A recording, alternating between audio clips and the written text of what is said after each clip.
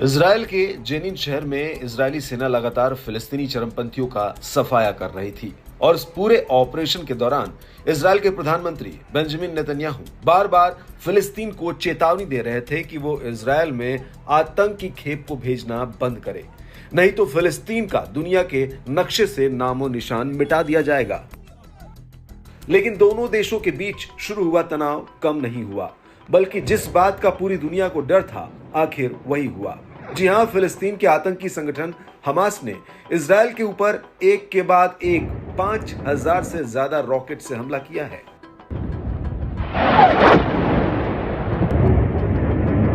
कुछ रिपोर्ट्स में यह भी कहा जा रहा है कि हमास ने पैराग्लाइडरों का इस्तेमाल करके भी रॉकेट दागे हैं।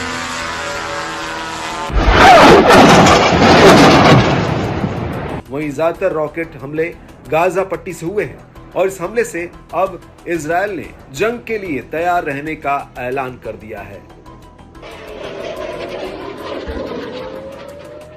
पूरा जेरूसलम हवाई हमले के सायरनों से गूंज रहा है। गाजा पट्टी से दागा गया एक रॉकेट तो दक्षिणी इजराइल की एक इमारत पर जा गिरा, जिसमें एक महिला समेत एक बच्चा घायल हुआ है। हालांकि इन सभी हमलों में कई लोग घायल हुए हैं। घायलों की संख्या लगातार बढ़ती जा रही है। आपको बता दें कि हमास की तरफ से पहला हवाई हमला करीब 20 मिनट तक जारी रहा, जिसका मतलब ये हुआ कि बिना रुके इन 20 मिनटों में हमास इजराइल पर दनादन रॉकेट फायर कर रहा था और अब इजरायली सेना गाजा पट्टी में हमास के अड्डों पर हमले कर रही है।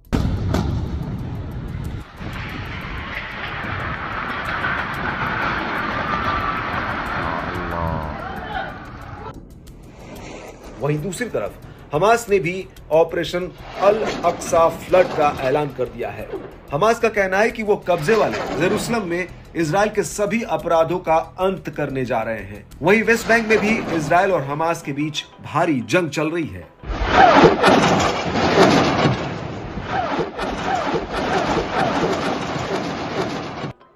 आपको बता दें कि 7 अक्टूबर 2023 की सुबह सुबह पूरे इजराइल में लोग यहूदी त्योहार को मनाने की तैयारियों में लगे हुए थे और तभी अचानक से जेरूसलम समेत पूरे इजराइल में हवाई हमलों से सायरन बज उठे।